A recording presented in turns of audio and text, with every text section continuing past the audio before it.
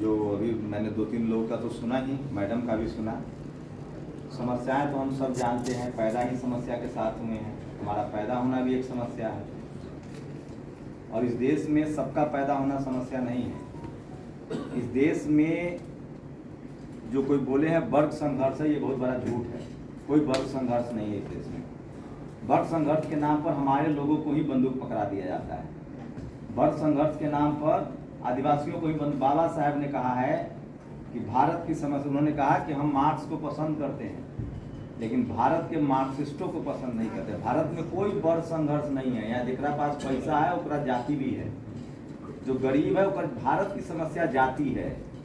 यहाँ जाति के आधार पर ही गरीब है, जाति के आधार पर ही खेत संपत्ति है, जाति के आधार पर ही बियाह शादी है, जाति के आधार पर ही उठना बैठना है। हम लोग जमा जो है वो जाति के आधार पर। तो यहाँ वर्ग संघर्ष नहीं है, ये बात झूठ है। अगर वर्ग संघर्ष होता तो मजदूर जो है, कोई मालिक अपर कास्ट है और हम मजदूर जनरल कैटेगरी का है, तो मालिक के विरोध नहीं करेगा, वो कहेगा कि चल हमारे जात वाला तो मालिक है। अब धीरे धीरे थोड़ा धर्म का भी मसला आ गया है। हम लोग तो ऐसा आदमी है कि अपने ही धर्म के लोग के शिकार हैं। तो देखिए, समस्या सब जानता है। 75 साल से संविधान है, आज ये स्थिति हो गई, संविधान न होता तो हम साथ में बैठ नहीं रहे होते। मैं अपने नेताओं की आलोचना या समाज की आलोचना या समस्या नहीं गिनाऊंगा। मैं बताऊंगा कि रास्ता क्या है, आगे क्या किया जाए। बहुत चीजें बेहतर हुई है, ऐसा नहीं कि सब खराब ही हो रहा है। अगर खराब हो रहा होता तो हम यहाँ ना होते। हम सब लोग बहुत बुरे हालत में पले बढ़े हैं, आज भी हमारी मैक्सिमम आबादी बुरे हालत में है। तो ये दूर कैसे होगा?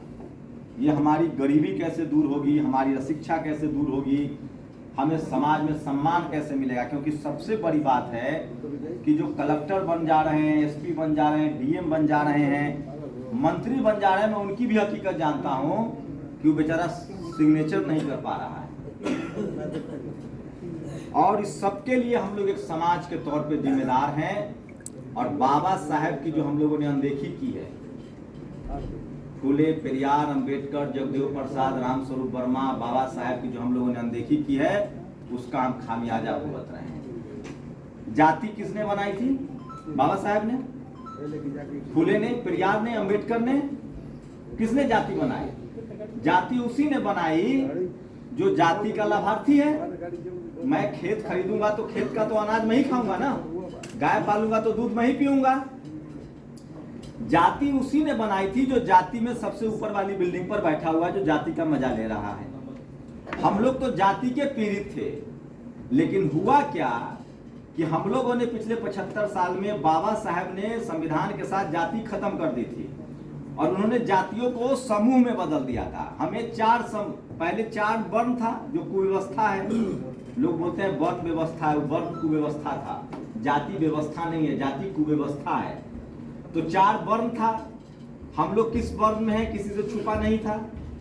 बाबा साहब ने उसको कहा कि हम इसको भाई खत्म करते हैं, और उन्होंने हमारा नाम दिया SC ST OBC। यही नाम है ना? SC में हजारों जातियां हैं, ST में भी हजारों जातियां हैं, OBC में सबसे ज्यादा जाति है, 4000 के आसपास। तो तमाम जातियों के समूह को बाबा साहब ने SC ST OBC कहा, और हमारी समस्या यही छुपी हुई है।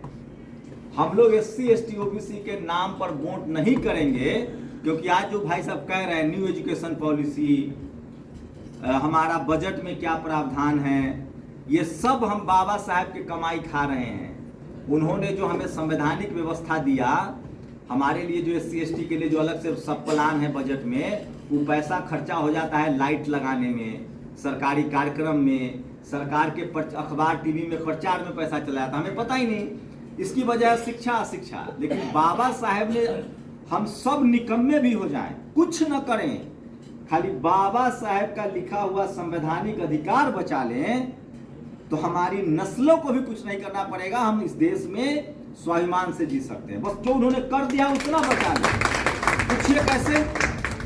जितना इस देश का संविधान में अभी हक है, उतना भी हम बचा ले, और वो नहीं बच रहा इसलिए क्योंकि हम लोग, बाबा साहब ने जाति खड़ा कर दी थी और हम सब जाति के नाम पर आज वोट कर रहे हैं।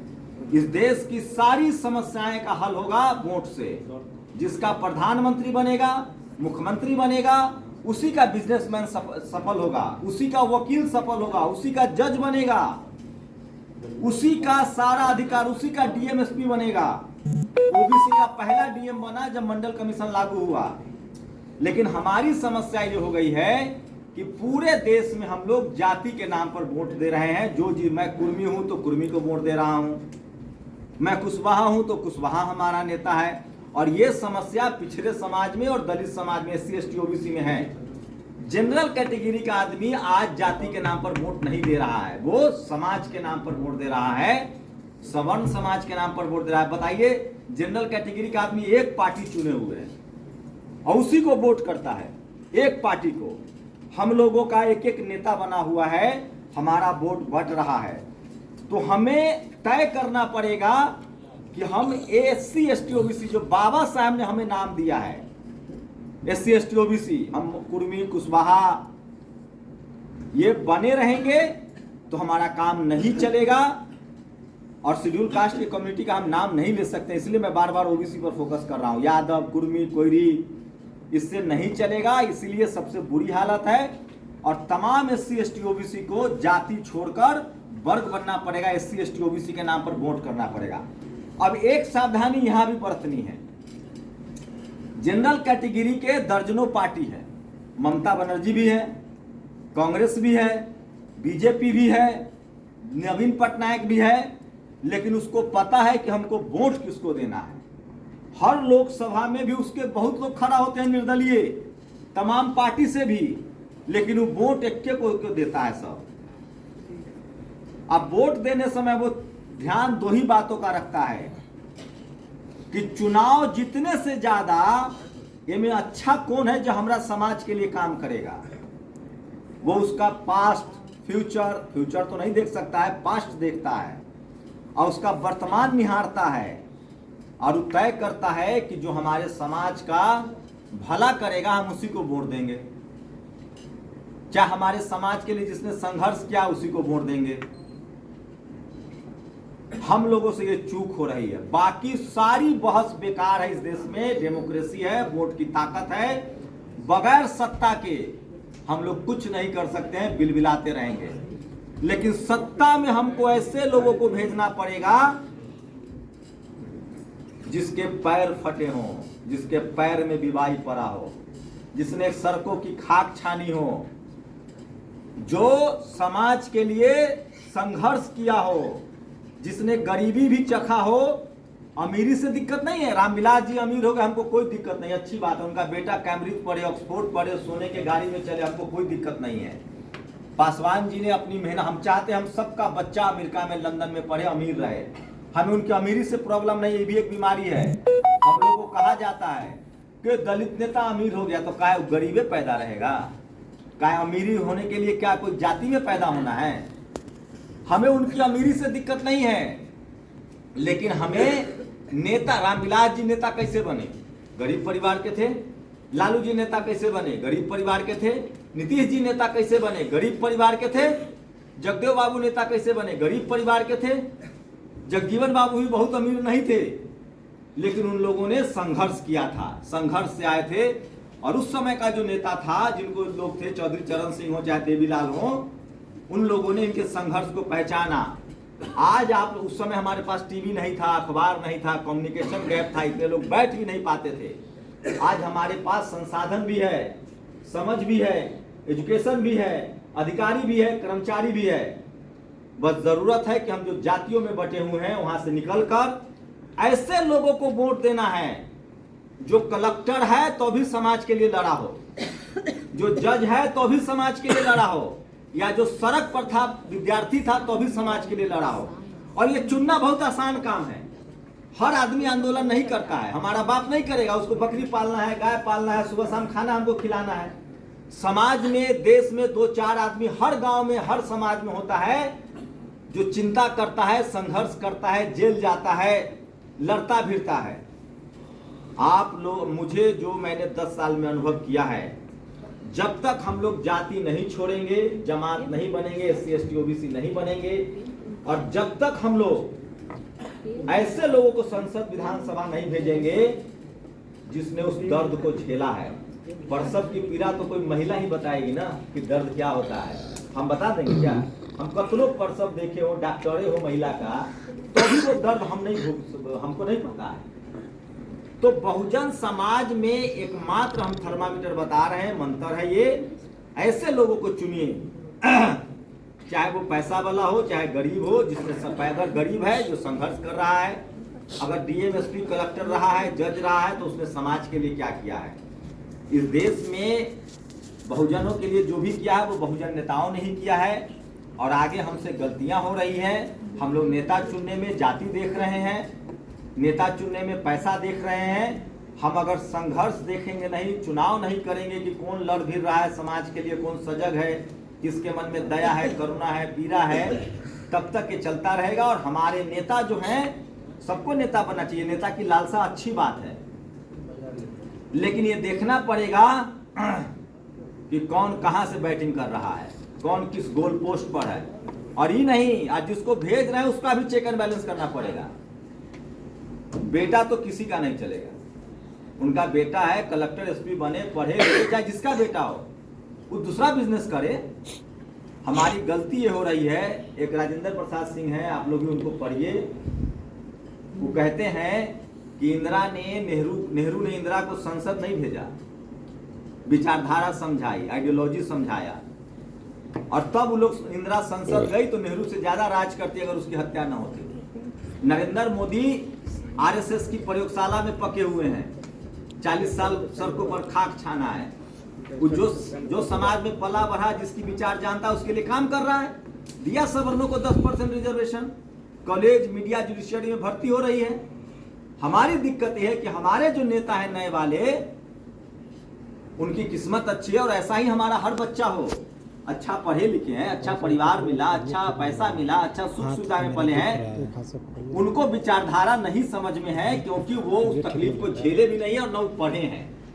तो हमें अब तो हमारे समाज में नेताओं की कमी भी नहीं है, तो विचारधारा वाले लोगों को चुनिए, उनसे कोई बैर नहीं है, कोई शिकायत नहीं है, उनके मान सम्मान है, उनके पैसा के हम हिफाजत करेंगे, लेकिन हमको नेता संघर्ष वाला नया चुनना पड़ेगा, जो सड़कों पर पला बढ़ा हो।